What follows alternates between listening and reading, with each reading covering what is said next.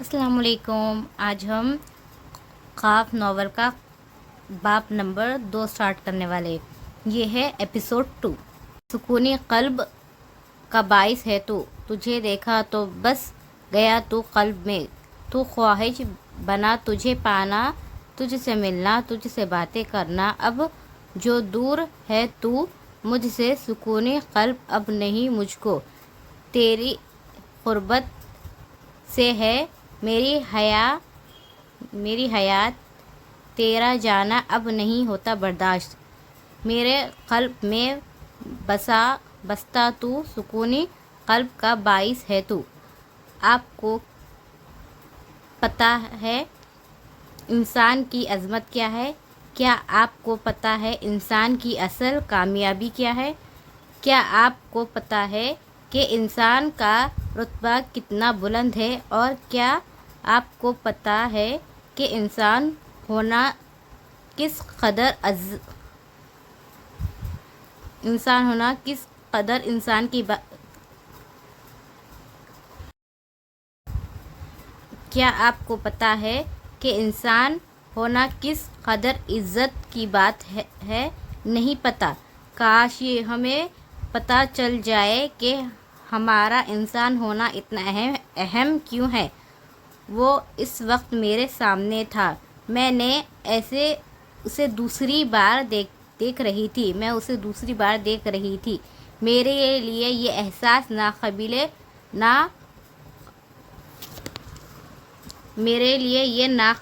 بیاں ہے۔ میں نے وہ ہوائیں اور وہ خوشی ایک بار پھر سے محسوس کی تھی۔ میرا دل خوش ہو گیا۔ وہ میری آنکھوں کو خیرہ کر رہا تھا۔ میں بہت خوش تھی۔ مکالمے کا فنکشن انم کے ابو نے گھر کی بجائے ہوٹل میں رکھا تھا۔ 40-50 بندے ہوں گے، جن میں انم اور ہارون بھائی کے گھر والے اور اوپر نیچے کچھ لوگ شامل تھے، اور ان لوگوں میں میرے دل کا چور بھی موجود تھا۔ میری دلچسپی اچانک اس فنکشن سے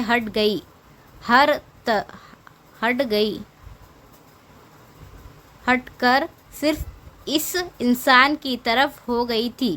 میرا بس نہیں چل رہا تھا کہ میں اس کے پاس چلی جاؤں اور اس سے اپنی محبت کا اظہار کروں۔ مجھے کسی بات کا بھی ڈر نہیں تھا کہ وہ کیا سوچے گا یا کوئی دوسرا کیا سوچے گا۔ مجھے بس اسے حاصل کرنا تھا۔ وقفے سے میں اسے دیکھ رہی تھی۔ اس نے آسمانی رنگ کا شرٹ اور نیچے آف وائٹ رنگ کا پینٹ پہن رکھی تھی۔ رہی صحیح کسر اس نے براؤن شوز میں پوری کر دی تھی۔ بالوں کو جیل لگا کر پیچھے کی طرف کیا ہوا تھا۔ کنگھی پھیر کر اس پر اسپرے کیا تھا کہ بال کھڑ جائیں۔ بالوں میں کنگھی کی وجہ سے کچھ فاصلہ سا تھا۔ وہ اچھا لگ رہا تھا، بہت ہینڈسم تھا۔ میں اس پر پوری طرح فدا ہو چکی تھی۔ وہ کسی ہیرو سے کم نہیں تھا۔ پہلے میں نے کبھی کسی مرد کو اس طرح نہیں دیکھا تھا۔ میں نے کبھی اپنے ساتھ کسی مرد کو تصور ہی نہیں کیا تھا۔ وہ ٹپیکل ٹین ایج لڑکیاں جو ہر دوسرے لڑکے میں اپنا شوہر تلاش کرتی ہیں، میں ایسی نہیں تھی۔ میں نے کبھی اپنی شادی کے حوالے سے بھی کسی کو اپنے ساتھ نہیں سوچا تھا۔ مردوں کی طرف سے مجھے ہمیشہ تعریفیں موصول ہوئی تھی، اور جن لڑکوں نے میری تعریفیں کی تعریفیں کی تھے وہ تو کسی حال میں بھی اس قابل نہیں تھے کہ میں ان کے بارے میں کچھ سوچتی بھی تو ان بے چاروں پہ سوائے ترس کے اور کچھ نہیں آتا۔ لیکن اب وقت بدل چکا تھا۔ وہ میری زندگی میں آنے والا پہلا مرد تھا جس کے بارے میں ایسے کچھ سوچ رہی تھی۔ وہ ہر پرفیکٹ شخصیت کا مالک تھا۔ میں نے نوٹ کیا تھا شادی میں اور لڑکے بھی تھے اور لڑکیاں بھی اسے بڑی غور سے دیکھ رہی تھی۔ مجھے حسد سی محسوس ہوئی اور اسی وجہ سے اسے پانا میری تمنا بہت بڑھ گئی۔ وہ میری تمنا تو تھا افسوس میں اس سے بات نہ کر سکی۔ کبھی مجھے میں ہمت نہ ہوتی، کبھی وہ نظروں سے اوجھل ہو جاتا اور اب دوسرا حل یہی تھا کہ میں انم کے ذریعے اس کا پتہ کرواتی۔ مجھے اس سے ایک دو دنوں میں ہی بے انتہا محبت ہو چکی تھی۔ چند دن میں اسے بس یاد کر رہی تھی۔ انم اپنے سسرال میں اتنی مصروف ہو چکی تھی کہ میری اس سے صحیح سے بات نہ ہو پائی۔ کبھی وہ کہیں مہمان بن کر گئی ہوتی یا کبھی اس کے گھر مہمان آئے ہوئے تھے۔ یہ شادی کے شروع کے چونچلے ہوتے ہیں۔ نئی نویلی دلہن انہیں آسمانی مخلوق لگتی ہے اور پھر آہستہ آہستہ وہ دجالنی لگنے لگ جاتی ہے۔ بندہ پہلے اپنی منافقت نہ کرے، پہلے دن ہی کہہ دو کہ بہن تم 1-2 سال بعد تم ہمیں زہر لگو گی۔ بندہ شروع میں پھر اپنے سسرال والوں سے اتنی امیدیں بھی نہ لگائے۔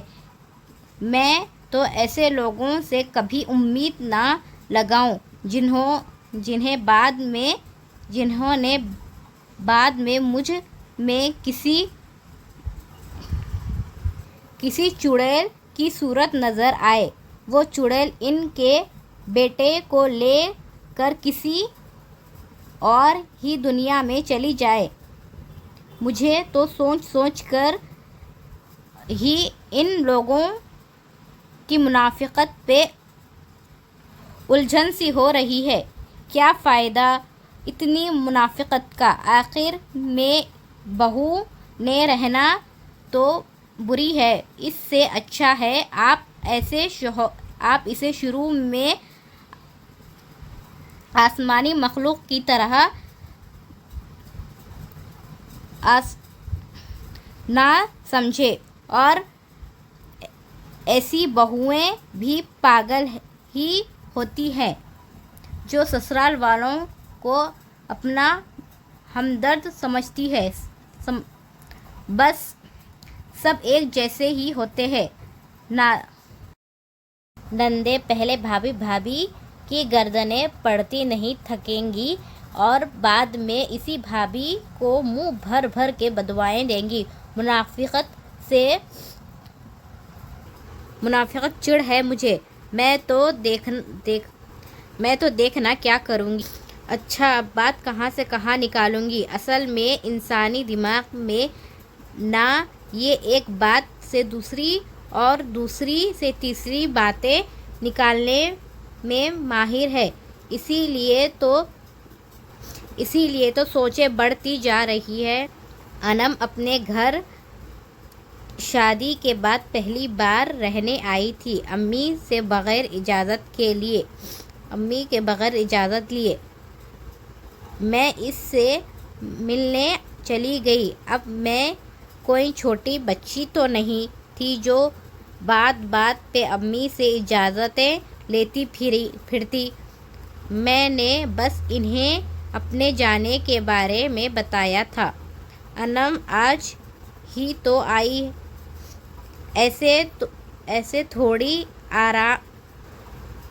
اسے تھوڑا آرام تو کرنے دو، کل چلی جانا۔ میں اسد سے کہوں گی تمہیں چھوڑ آئے، امی نے مجھے کہا تھا۔ اسد صاحب اپنی مردہ بہن کو کیسے چھوڑ سکتے ہیں؟ میں نے چڑ کر جواب دیا۔ مجھے اسد بھائی سے نفرت سی محسوس ہو رہی تھی۔ وہ کتنا چھوٹا ذہن کا مالک انسان تھا۔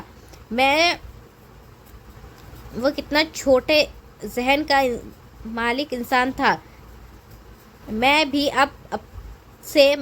اب سے اپنا بھائی نہیں مانتی تھی۔ میرے بلا سے جہنم میں جائے، بھلا میں اس کے سہارے پہ بیٹھی رہوں؟ وہ نہیں چھوڑے گا تو میں جا نہیں سکتی۔ سویرا ایسے بھائی سے ناراض مت ہو، وہ غصے میں اگر کچھ کہہ گیا تو۔ امی پلیز، آپ اپنے اپنا اسد نامہ بند کریں۔ میں نے ہاتھ چھوڑے، میرا انداز جارحانہ تھا۔ سویرا، تم اپنی غلطی پہ بھی تو دھیان دو، امی نے کہا۔ میری کیا غلطی ہے؟ بات انہوں نے شروع کی تھی۔ ویسے بھی وہ مجھ سے رشتہ ختم کر چکے ہیں، مجھے ان کا سہارا نہیں چاہیے، میں ان کے بغیر بھی اپنا سارا کام کر سکتی ہوں۔ میں نے اسی انداز میں بات کی۔ کیا بھائی صرف کام کے لیے ہی ہوتے ہیں؟ امی نے دکھ بھرے انداز میں کہا۔ ہاں ہوتے ہیں،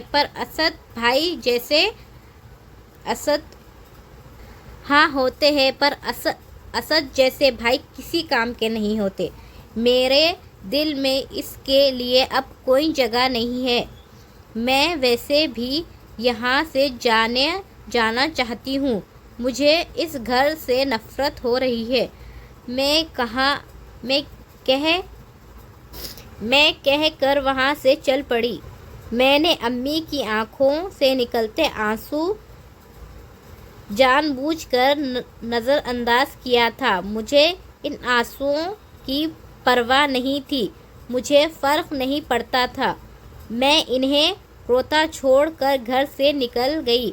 باہر آ کر میں نے نفرت بھری نگاہ سے اس گھر کو دیکھا۔ اس گھر نے مجھے کیا دیا تھا؟ اور اس گھر کے رہنے والے مجھے کیا دیا تھا؟ مجھے تو یہاں سے کبھی کوئی خوشی نہیں ملی تھی۔ میں ایسے ہی سوچتے سڑک تک چلی گئی، وہاں سے کیب لی اور انم کے گھر پہنچ گئی۔ पहुंचती। रास्ते में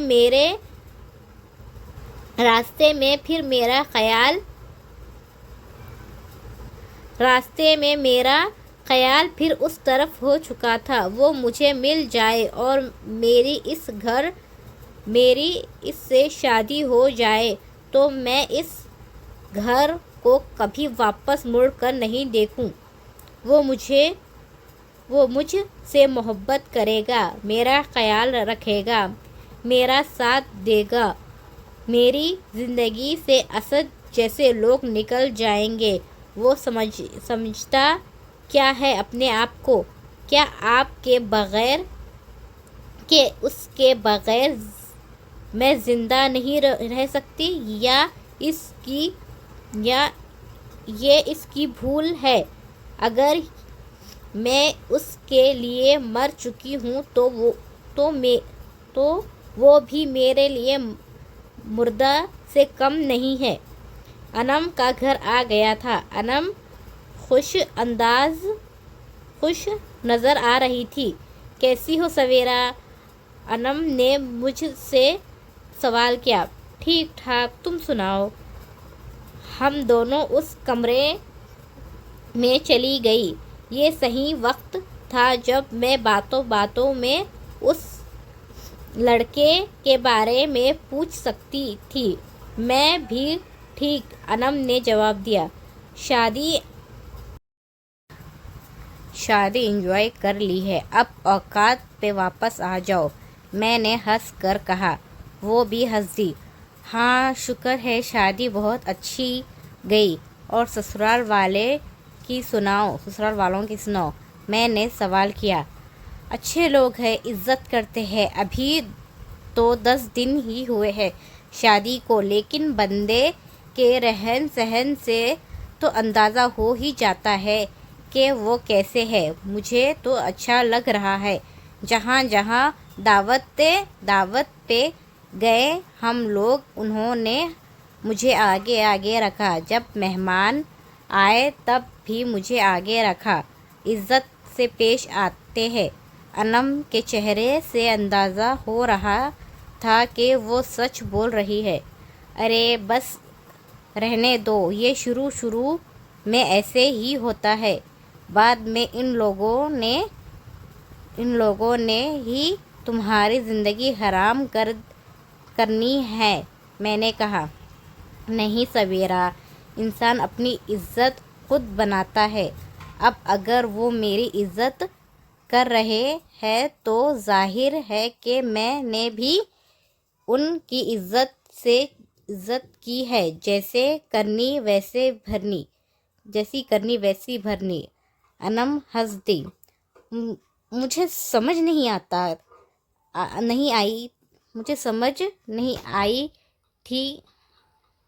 आई थी कि अनम हंसी क्यों। इसकी दूसरी बात छोड़कर मेरा ध्यान उसकी हंसी पर रहा। मेरा फ़ोन में मैसेज आया। मैंने फ़ोन पकड़ लिया। मैंने अनम की बात का कोई जवाब नहीं दिया था। अरे सच याद आया, अनम एकदम बोली। शादी की तस्वीरें हारून ने मुझे व्हाट्सएप की है। बहुत कमाल तस्वीरें आई है। वो पुरजोश थी। अच्छा चलो दिखाओ। मैंने फ़ोन रख दिया। ससुराल वाला मौजू अब बदल चुका था। अनम मुझे अपना ब्राइडल फ़ोटोशूट दिखाने लगी। दोनों की तस्वीरें वाकई बहुत अच्छी आई थी। इनके अलावा और मेहमानों की तस्वीरें भी थी। ये देखो, तुम्हारी तस्वीर कितनी अच्छी आई है। मेरे फूफू सास ने ख़ास तौर पे तुम्हारी ये तस्वीर देखकर तुम्हारे बारे में पूछा। मुझे لگتا ہے وہ تمہیں اپنی بہو بنانا چاہتی ہے، انم نے مجھ سے کہا۔ اب کی باری میں ہنس دی۔ یہ میرے لیے کوئی نئی بات نہیں تھی۔ تمہیں تو پتہ ہے شادی میں میرا کوئی نہ کوئی رشتہ تیار ہوتا ہے۔ میری ہنسی میں اتنا تکبر تھا کہ ہاں تم ہو بھی تو لاکھوں میں ایک، انم نے میری خوبصورتی کو سراہتی تھی، اور مجھے چاہیے بھی کوئی ایسے ہی جو لاکھوں میں ایک ہو۔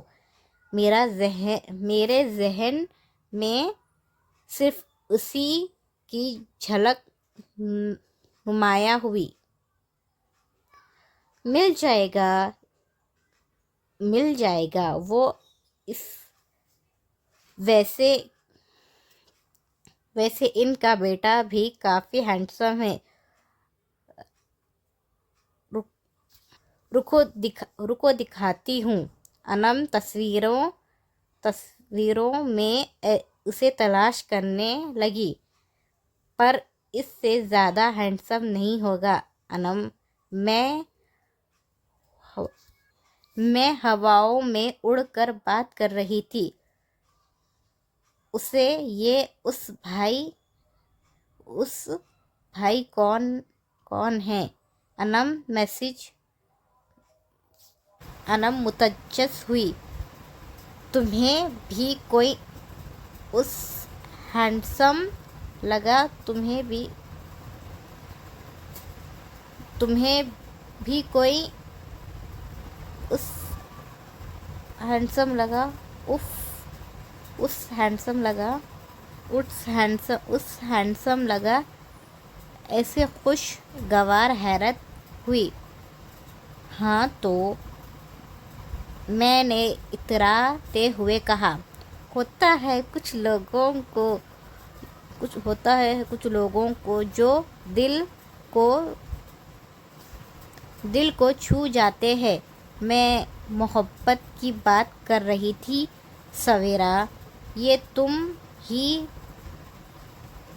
ہو نا؟ انم نے مجھے کندھے سے پکڑ کر ہلایا جیسے مجھے ہوش داری ہو۔ اب ایسی بھی حیرت ہوئی تھی، اسے بھی حیرت ہوئی تھی کہ میں ایسا کبھی کہہ سکتی ہوں۔ ہاں میں ہوش میں ہی ہوں اور میں سچ کہہ رہی ہوں۔ تمہاری شادی میری زندگی کا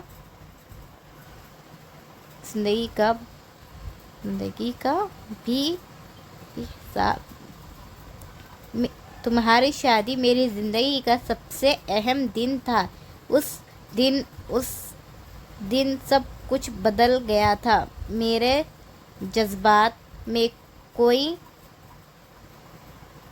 میرے جذبات ہوائیں ہو چکے تھے۔ خود کو ہواؤں میں اڑتا محسوس کر رہی تھی۔ میرا دل اسے دیکھ کر اچھل رہا تھا۔ میں نے مسکراتے ہوئے یہ سب کہا۔ سویرا، انم تو مجھ سے بھی زیادہ پرجوش تھی، جیسے عموماً سہیلیوں کی ہوتی ہے۔ ہاں ایسی ہی ہے۔ مجھے اس سے محبت ہو گئی ہے۔ انم، کون ہے وہ خوش نصیب؟ انم نے پوچھا۔ خوشی سے اس نے میرے دونوں ہاتھ تھام لیے۔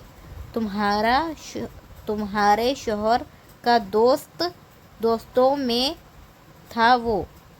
کون؟ علی، رضوان، جنید؟ انم نے کچھ نام لیے۔ نہیں، میں اسے نہیں جانتی۔ میں نے نے بھیجے ہوئے لہجے میں کہا۔ چلو جی، گئی بھینس پانی میں، پھر محبت کے اتنے دعوے کیسے؟ وہ بولی۔ یار تم اس کا پتہ کرو نا، میرے پاس تو اس کی کوئی تصویر بھی نہیں ہے۔ میں نے اسے تمہاری بارات میں اور اس دن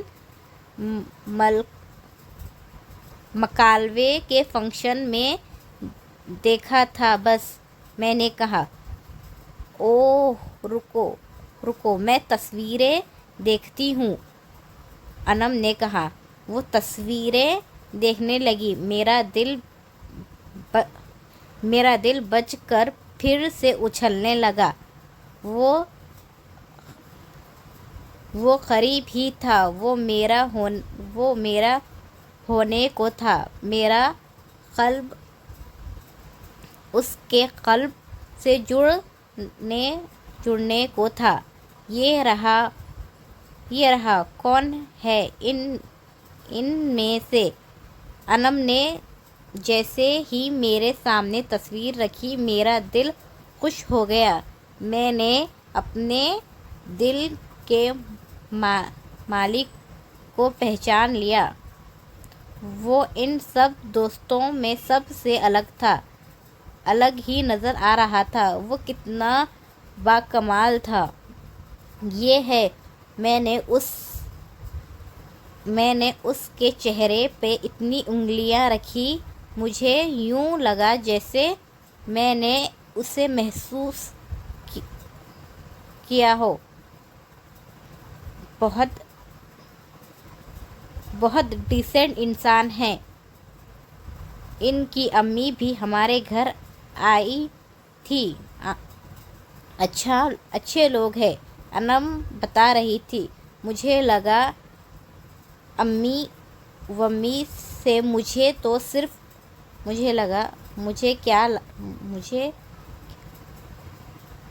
مجھے کیا لینا امی ومی سے، مجھے تو صرف اب مجھے اس کا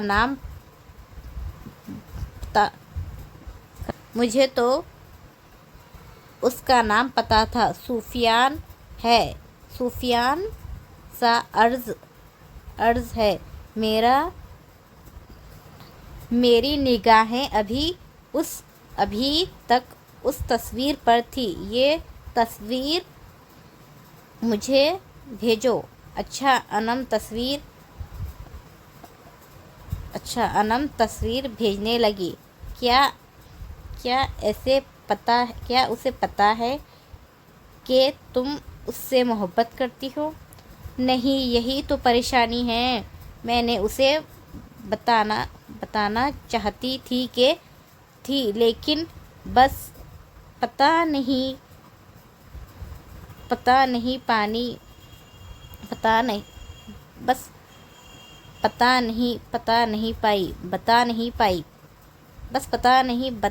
پائی۔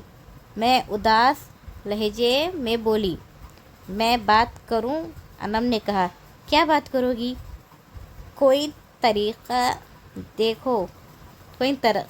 کوئی ترقی دیکھ لوں گی۔ تم فکر نہ کرو سویرا۔ اوکے، پہلی بار کوئی اچھا لگا ہے تو تم اتنی آسانی سے ہاتھ سے نہیں جانے نہیں دے سکتی۔ انم نے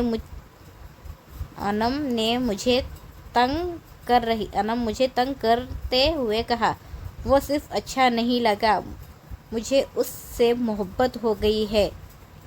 میں سفیان کے بارے میں سوچتے ہوئے بولی۔ ہاں، محبت ہو گئی ہے تو کیا؟ اسے بھی مجھ سے محبت ہوگی۔ کاش ایسا ہی ہو۔ مجھے یقین ہے۔ سویرا سفیان، ہم دونوں کے نام ایک ساتھ کتنے اچھے لگتے ہیں۔ ہم دونوں بھی ایک ساتھ اچھے لگیں گے۔ ہم دونوں اور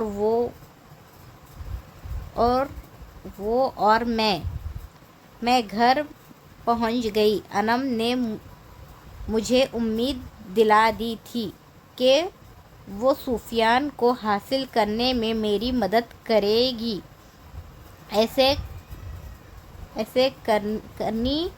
اسے کرنی پڑے گی، وہ میری دوست ہے، آخر دوست ہی تو دوست کے کام آتے ہیں۔ ملاحظہ فرمائے کہ جب میں گھر میں داخل ہوئی تو وہاں کچھ لوگ موجود تھے۔ میری امی ان سے مسکرا کر باتیں کر رہی تھی۔ میں پہل تو سمجھ نہ سکی۔ سویرا، امی نے مجھے دیکھ لیا۔ آؤ بیٹا، یہ میری بیٹی ہے سویرا۔ سویرا، یہ آنٹی فرحت ہے۔ سویرا، سلام کرو۔ امی ہماری تعریف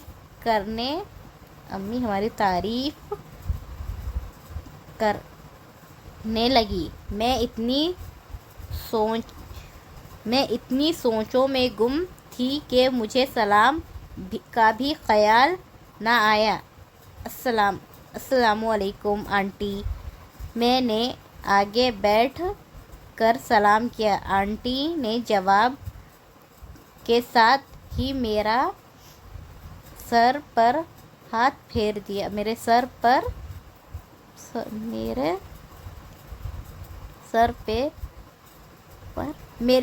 پر پیار دیا۔ ماشاء اللہ، بہت خوبصورت بیٹی ہے آپ کی، میری تعریف ہوئی۔ کچھ ادھر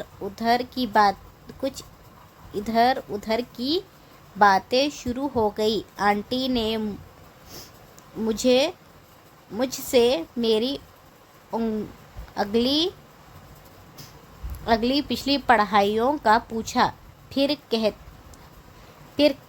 کہتے کھانا بنا لیتی ہو، اور اسی سوال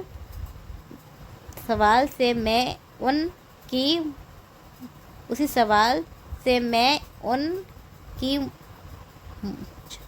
مجھ میں دلچسپی کو سمجھ چکی تھی۔ پھر سے وہی سب، مجھے ان سب سے نفرت محسوس ہو رہی تھی۔ امی ان کے سامنے میری تعریفیں ہی کرتی جا رہی تھی۔ سویرا ایسے، سویرا ویسے۔ مجھے نہیں پتا کہ وہ کس سویرا کی بات کر رہی تھی، کیونکہ میں تو ایسی بالکل نہیں تھی۔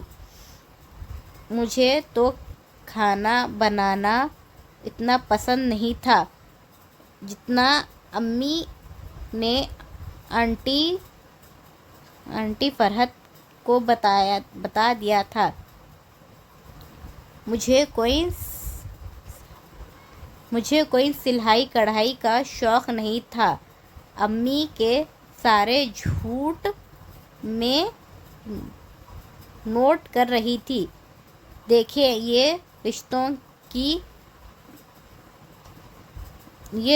کی باتیں ہی جھوٹ پہ رکھیں گی تو رشتوں میں مضبوطی کیسے آئے گی؟ جھوٹ کی باتیں تو کھوکھلی ہوتی ہیں۔ بہت اچھا لگا آپ سے مل کر، میں پھر آؤں گی۔ آنٹی نے آخر کار ساری پوچھ تاچھ کے بعد یہاں سے جانے کا ہی فیصلہ کیا۔ میں بہرحال ان کے اس فیصلے سے خوش تھی۔ ضرور، آپ کا اپنا گھر ہے، جب چاہیں آئیں۔ امی ایسے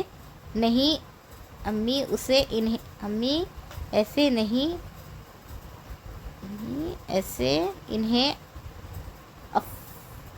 آفر کر رہی تھی جیسے یہ گھر واقعی ان کا ہے۔ آنٹی کے جانے کے بعد میں امی کی طرف متوجہ ہوئی۔ یہ سب کیا تھا امی؟ میں نے پوچھا۔ کیا سب کیا تھا؟ امی نے انجان بنتے ہوئے بولا۔ یہ جو آپ ان کے سامنے میری جھوٹی تعریفیں کر رہی تھی وہ سب۔ میں نے کہا۔ تم خود ہی تو روز مجھے سناتی ہو کہ تم یہاں سے جانا چاہتی ہو۔ یہ ہمارے پڑوس میں آنٹی آئی ہیں، ان کا بیٹا امریکہ ہوتا ہے، وہ اپنے بیٹے کے لیے رشتہ دیکھ رہی ہیں۔ میں نے سوچا کہ تم آپ نے کیسے سوچ لیا امی؟ یہ میری زندگی کے معاملے ہے، آپ مجھ سے پوچھے بغیر ایسے فیصلے کیسے کر سکتی ہیں؟ میں غصے سے بولی۔ سویرا، تمہیں ماں سے بات کرنے کی بھی تمیز نہیں رہی اب؟ امی نے غصے سے کہا۔ میرا مطلب وہ نہیں تھا، میں بس یہ کہہ رہی ہوں کہ آپ نے ایک دم سے یہ فیصلہ۔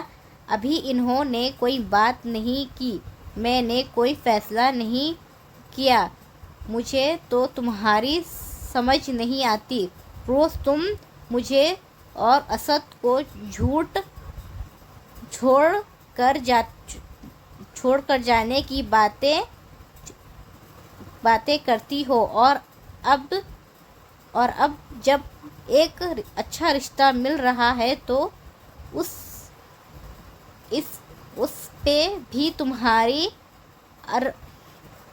پر بھی تمہیں اعتراض ہے۔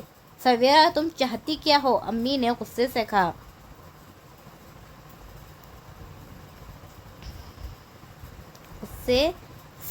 سے ہی کہا، اور آخر میں وہ رونے لگی۔ مجھے سمجھ نہیں آئی تھی کہ وہ روئی کیوں۔ میں ہمیشہ کی طرح بے حسی کا مظاہرہ کرتے ہوئے وہاں سے چلی گئی۔ امی کو چپ کروانے کی ذمہ داری میری نہیں ہے۔ کمرے میں آ کر امی کے آخری الفاظ میرے کانوں میں گونجنے لگے۔ سویرا، تم چاہتی کیا ہو؟ میں کیا چاہتی ہوں؟ میں تو صرف سفیان کو چاہتی ہوں، اسے پانا چاہتی ہوں، اس کے ساتھ زندگی گزارنا چاہتی ہوں۔ مجھے صرف اس کی توجہات ہے، مجھے بس اس کی چاہت ہے، اور امی کو لگتا ہے وہ اتنی آسانی سے مجھے سفیان کے علاوہ کسی غیر کے ساتھ جوڑ دیں گی۔ میں ایسا کبھی نہیں ہونے دوں گی۔ مجھے تو سخت نفرت ہے ایسے ماں باپ سے جو لڑکیوں کی شادی ان کی مرضی کے بغیر کر دیتے ہیں، خود تو آرام سے زندگی گزارتے ہیں اور سسرال والوں کے ظلم سہنے کے لیے بیٹیاں ہی رہ جاتی ہیں۔ وہ ایسا کبھی نہیں ہونے دوں گی۔ میں ایسا کبھی نہیں ہونے دوں گی۔ میں تو ان کی ایک نہ سنوں۔ یہ میری زندگی کے فیصلے ہیں تو فیصلے بھی میرے ہی ہوں گے۔ میں نے اپنے لیے سفیان کا انتخاب کیا ہے۔ میں اسے پانا پانے کے لیے کچھ بھی کروں گی۔ اگر امی اور اسد نے کوئی گھٹیا قدم اٹھایا تو میں مر جاؤں گی۔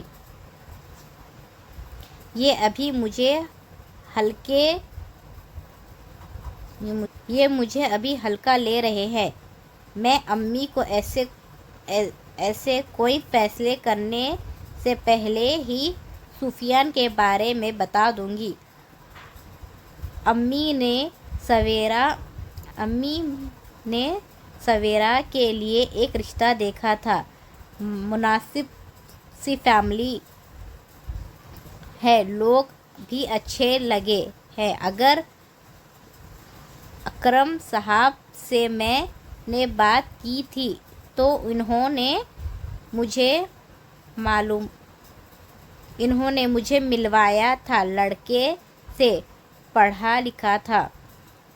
اسد اس وقت امی کو یہ سب بتا رہا تھا۔ جب میں کمرے میں داخل ہونے لگی، میں نے اس کے خرافاتی خیالات سن لیے تھے۔ آپ کون ہوتے ہیں یہ سب سوچنے والے؟ میں نے کمرے میں جاتی ہی اسد سے کہا، سویرا پلیز کوئی تماشا مت لگانا۔ امی جانتی تھی کہ اب میری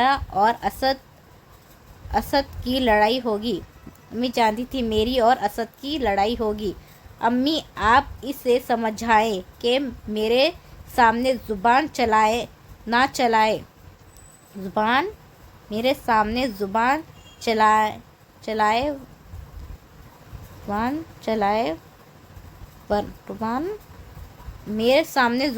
چلائے ورنہ مجھ سے برا کوئی نہیں ہوگا۔ اسد نے امی سے کہا، آپ سے برا ہے بھی کوئی نہیں۔ بجائے بہن کا سہارا بننے کے آپ نے اسے اپنے لیے مردہ کر دیا۔ اور زبان کیوں نہ چلاؤں میں؟ یہ میری زندگی کے فیصلے ہیں۔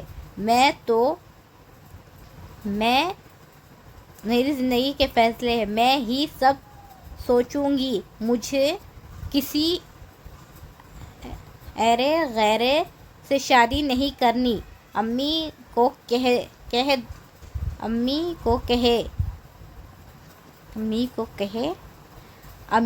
کہے ہوئے جملے میں نے پھر سے دہرائے۔ مجھے کوئی شوق نہیں ہے تمہاری زندگی کے فیصلوں میں بولنے کا، تو تمہارا بوجھ اتارنا چاہتا ہوں۔ تم نے میری اور امی کی ناک میں دم کر رکھا ہے۔ اسد تنگ کر بولا، آپ نے بھی کوئی ساکھ میں نہیں رکھا ہوا ہے مجھے۔ آپ جیسے بھائی ہونے سے اچھا تھا کہ میرا کوئی بھائی ہوتا ہی نہ۔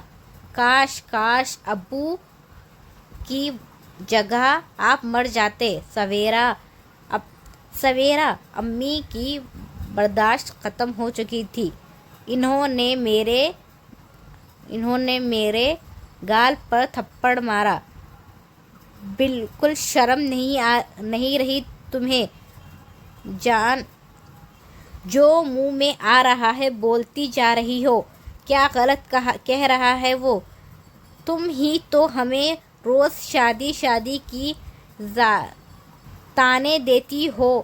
اب دیکھ رہے ہیں تمہارے لیے رشتے، تو اس پہ بھی تمہیں اعتراض ہے۔ اسد ٹھیک کہہ رہا ہے، تم نے واقعی ہماری ناک میں دم کر رکھا ہے۔ تم اسد کو مرنے کی بددعائیں دے رہی ہو۔ مجھے پتا ہوتا کہ تم نے بڑھاپے میں ایسے ذلیل کرنا ہے تو پیدا ہی نہ ہوتی۔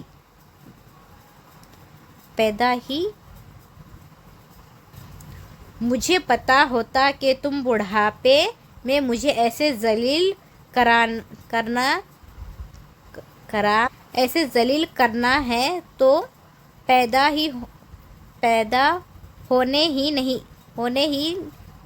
ہوتے ہی تمہیں۔ امی بس کریں، چھوڑیں اسے۔ اسد نے امی کو روکا۔ امی رونے لگتی۔ انہوں نے اسد کو گلے سے لگایا۔ اسد کی آنکھوں میں بھی نم تھے۔ میں ادھر ایسے کھڑی تھی جیسے میں ان کی اولاد ہی نہیں ہوں۔ مجھے فرق نہیں پڑا، یہ لوگ ہیں ہی ایسے۔ ماں باپ ساری زندگی اولاد کے پیچھے چلتے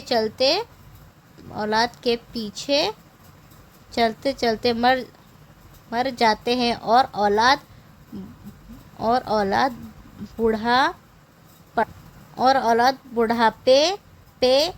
بڑھاپے میں انہیں ذلیل کر کے رکھ دیتی ہے۔ یہ صلہ ملتا ہے اپنی جوانی ان کے نام کرنے کا۔ یہ ہمیں بڑھاپے میں بے عزت کرے۔ امی نے روتے ہوئے کہا۔ وہ پہلے بھی روتی تھی لیکن اس بار ان کے رونے میں تکلیف کا عنصر کچھ زیادہ تھا۔ وہ کتنی ہی دیر روتی رہی۔ میں نے انہیں چپ نہیں کروایا۔ اسد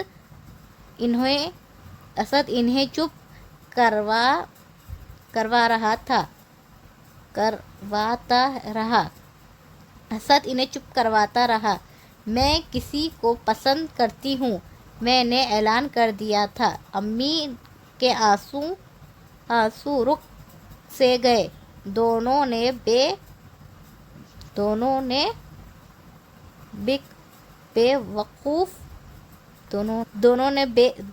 بے وقت مجھے دیکھا۔ میں نے بھی نظریں نہیں جھکائیں۔ کیا؟ امی نے سوال کیا۔ وہی جو آپ نے سنا، میں نے سرسری لہجے میں کہا۔ تو اسی وجہ سے تم اتنی سرکش ہوتی جا رہی ہو؟ اسد نے کہا۔ میں امی سے بات کر رہی ہوں، میں زور دے کر بولی۔ میں؟ کون ہے وہ لڑکا؟ امی نے دھیمے لہجے میں کہا۔ انم کی شادی پہ وہ مجھے پسند آیا تھا۔ انم کے شوہر کا دوست ہے۔ میں نے انم سے کہا کہ وہ میری اور سفیان کی سویرا، تمہیں شرم نہیں آ رہی؟ تم بھائی کے سامنے ایسی بکواس کر رہی ہو؟ امی نے دھکی لہجے میں بولا۔ اسد نے نظریں جھکا لی۔ کیا غلط ہے اب اس میں؟ اگر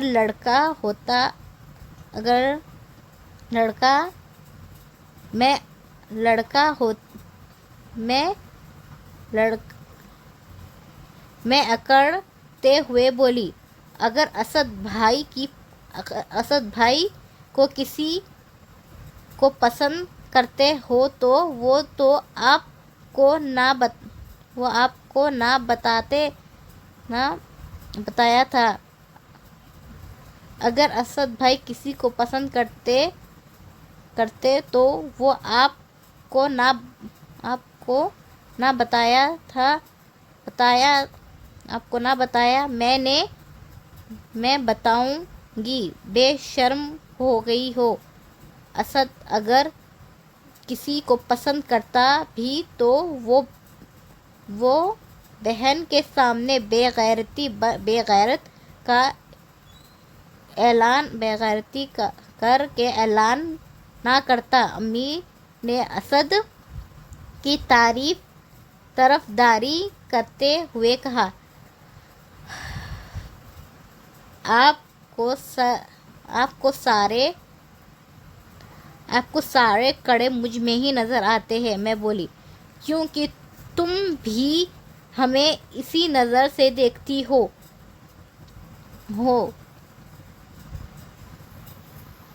تاکہ ہمیں ہماری نظروں میں شرمندہ کرتی ہو۔ امی نے کہا۔ اسد ہنس دیا۔ اب سمجھ آئی تھی کہ کیوں اتنا سج سنور کر انم کی شادی میں گئی تھی۔ گھر سے باہر دلہن بن کر نکل کر یہ گل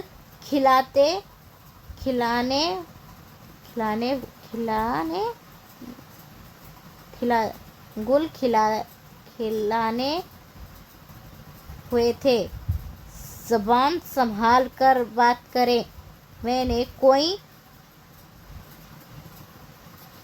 میں کوئی آوارہ لڑکی نہیں ہوں جو ایسے کام کرتی پھروں، کسی کو پسند نہ کروں۔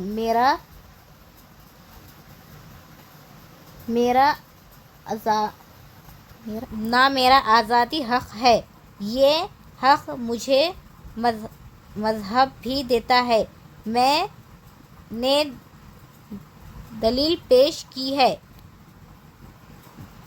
مذہب کا بس ایک ہی حق یاد ہے تمہیں؟ تمہاری مرضی ہے۔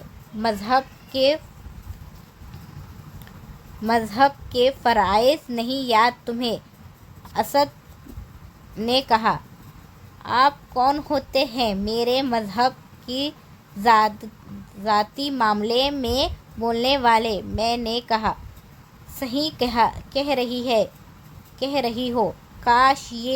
کاش کہ میں تمہاری کوئی نہ ہوتی۔ وہ افسوس سے بولا۔ بہرحال میں یہی بتانے آئی تھی۔ امی، آپ انم سے بات کریں، بلکہ میں خود کرواؤں گی۔ میں آپ کو بتاؤں گی۔ میں وہاں سے چلی گئی۔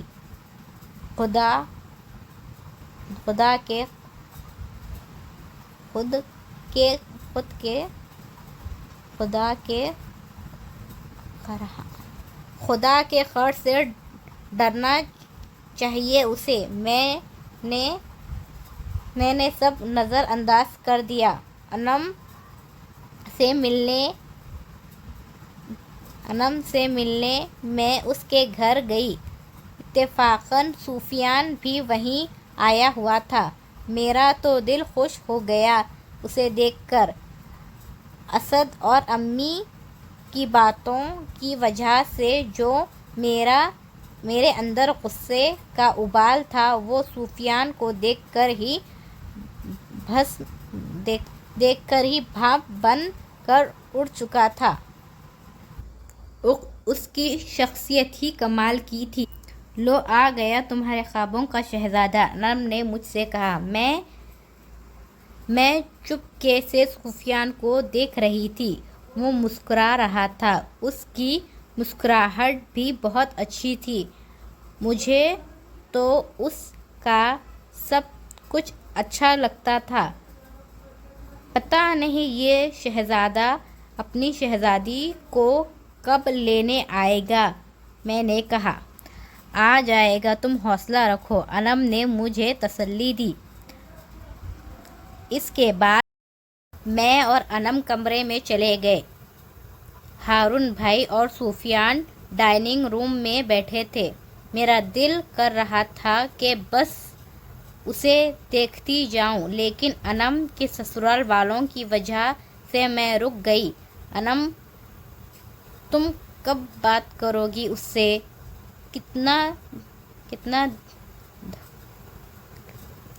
کتنا دکھ ہوتا ہے جب آپ کسی کو چاہیں اور اسے اس بات کا علم تک نہیں ہو۔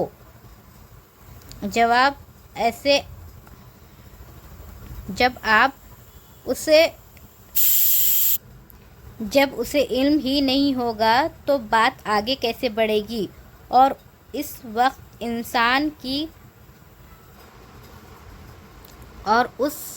انسان کی کیا حالت ہوتی ہے جب وہ اپنے محبوب کو اپنی آنکھوں کے سامنے بیگانہ سا دیکھتا ہے۔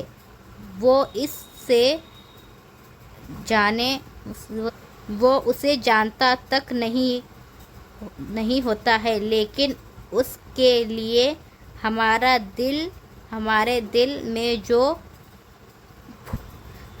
دل میں جو پھول کھلتے ہیں وہ اپنے محبوب کو چاہے جانے کا علم ہوتا ہے، اور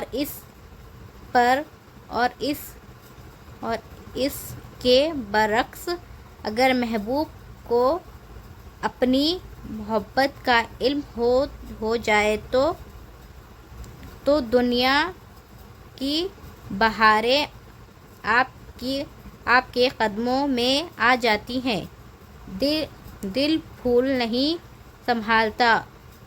سنبھالتا، اور خواہشیں آپ کے دل کا طواف کرنے لگتی ہیں۔ دنیا اچھی لگنے لگتی ہے اور دنیا کے غم ہلکے لگنے لگتے ہیں۔ انسان کہتا ہے کہ میرا محبوب میرے ساتھ ہے، میں کسی بھی غم کا مقابلہ کر لوں گا۔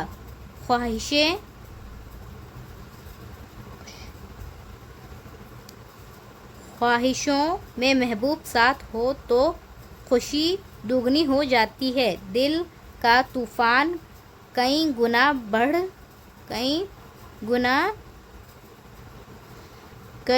بڑھ جاتا ہے۔ زندگی میں سکون سا محسوس ہونے لگتا ہے۔ کیا ایسا نہیں ہے؟ کیا آپ اپنی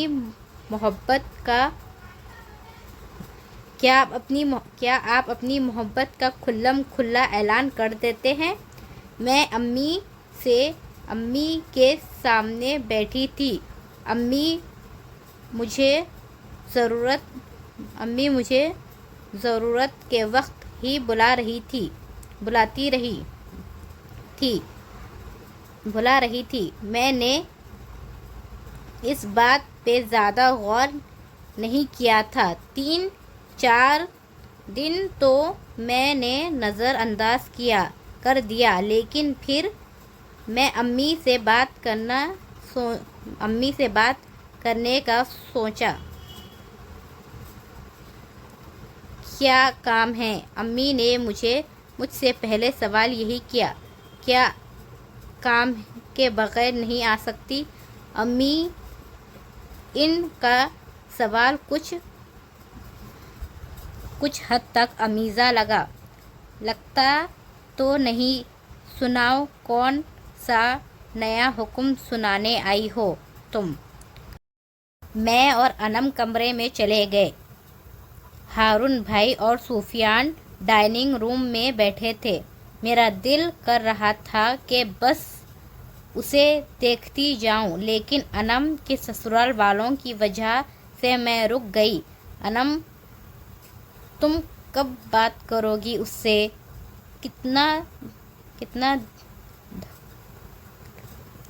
کتنا دکھ ہوتا ہے جب آپ کسی کو چاہیں اور اسے اس بات کا علم تک نہیں ہو۔ ایسے جب اسے علم ہی نہیں ہوگا تو بات آگے کیسے بڑھے گی؟ اور اس وقت انسان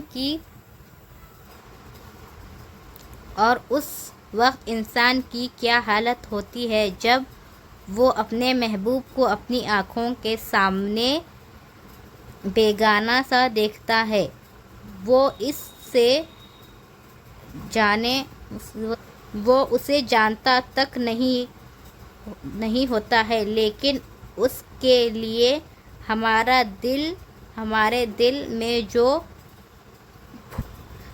دل میں جو پھول کھلتے ہیں وہ اپنے محبوب کو چاہے جانے کا علم ہوتا ہے، اور اس کے برعکس اگر محبوب کو اپنی محبت کا علم ہو جائے تو دنیا کی بہاریں آپ کے قدموں میں آ جاتی ہیں۔ دل پھول نہیں سنبھالتا اور خواہشیں آپ کے دل کا طواف کرنے لگتی ہیں۔ دنیا اچھی لگنے لگتی ہے اور دنیا کے غم ہلکے لگنے لگتے ہیں۔ انسان کہتا ہے کہ میرا محبوب میرے ساتھ ہے، میں کسی بھی غم کا مقابلہ کر لوں گا۔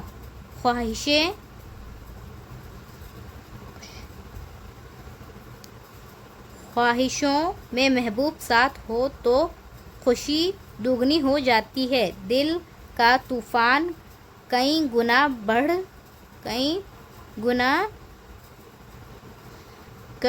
بڑھ جاتا ہے۔ زندگی میں سکون سا محسوس ہونے لگتا ہے۔ کیا ایسا نہیں ہے؟ کیا آپ اپنی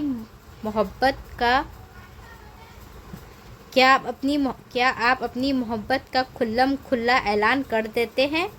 میں امی کے سامنے بیٹھی تھی۔ امی مجھے ضرورت کے وقت ہی بلا رہی تھی۔ میں نے اس بات پہ زیادہ غور نہیں کیا تھا۔ 3-4 دن تو میں نے نظر انداز کر دیا، لیکن پھر میں امی سے بات کرنے کا سوچا۔ کیا کام ہے؟ امی نے مجھ سے پہلا سوال یہی کیا۔ کیا کام کے بغیر نہیں آ سکتی؟ امی ان کا سوال کچھ حد تک آمیزہ لگتا تو نہیں۔ سناؤ، کون سا نیا حکم سنانے آئی ہو تم مجھے؟ امی نے کہا۔ میرے تو اب 3 دن میرا تو اب تن بدن میں آگ ہی لگ گئی۔ امی اگر مجھ سے اتنی منفرد ہی ہے تو رہے، پھر میں نے کوئی غلط بات نہیں کہی۔ امی نے کہا، میرے تو اب تن بدن میں آگ لگ گئی۔ امی اگر مجھ سے اتنی منفرد ہے تو رہے، پھر میں کوئی غلط بات نہیں کہی تھی۔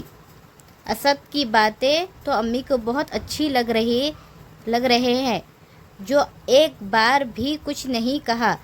اب آپ بس مجھ سے بدگمان ہی رہنا۔ میں نے سر جھٹکا۔ بدگمان ہم نہیں ہیں تم سے، بلکہ تم ہم سے بدگمان ہو۔ سویرا، میری بات یاد رکھنا، جو لوگ ہر وقت دوسروں سے بدگمان رہتے ہیں تو ان کی اپنی زندگی سے سکون نکل جاتا ہے، وہ کبھی مطمئن نہیں رہتے۔ امی ہر وقت یہی تجسس ہوتا ہے دوسرے ان کے بارے میں کوئی سازش کر رہے ہیں۔ دل کی اس کیفیت کی وجہ سے وہ ہر وقت الجھن میں ہی رہتے ہیں، پھر آہستہ آہستہ وہ سب سے دور ہوتے چلے جاتے ہیں۔ دوسرے لوگ بھی ان کے بدلتے رویوں کی وجہ سے ان سے دور ہوتے جاتے ہیں۔ بدگمان لوگ اکیلے رہ جاتے ہیں۔ بدگمانی کی زندگی میں کبھی سکون نہیں ملتا۔ مجھے لگتا ہے تمہیں اپنی سوچ بدلنی چاہیے۔ امی اور اسد تمہارے بھلے کا ہی سوچتے ہیں۔ میں اور اسد تمہارے بھلے کا ہی سوچتے ہیں۔ تم نے اپنے دماغ میں ہمارے خلاف باتیں جمع کر رکھی ہیں، اسی لیے ہماری کوئی بات تمہیں اچھی نہیں لگتی۔ آج شاید تمہیں اس بات کا احساس نہ ہو، لیکن ایک وقت آئے گا جب تمہیں میری بات یاد آئے گی۔ اوفو امی، آپ تو دوسرے درس دینے بیٹھ گئی ہیں۔ میں کوئی بدگمان نہیں ہوں آپ سے۔ آپ نے اسد بھائی کی باتیں نہیں سنی تھیں کیا؟ ساری غلطی میری ہے، میں تنگ آ گئی تھی۔ ہاں امی نے کہا۔ تو ٹھیک ہے، اب دونوں رہے اپنی دنیا میں، مجھے معاف کر دیں جو میں یہاں چلی آئی۔ آپ سفیان کے گھر والوں سے میرے رشتے کی بات کریں تاکہ میں اپنی ساری غلطیوں کے لیے یہاں سے چلی جاؤں۔ مبارک ہو آپ کو، آپ کی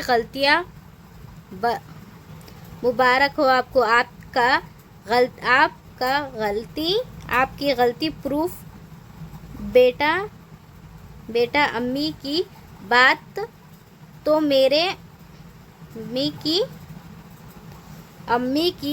تو میرے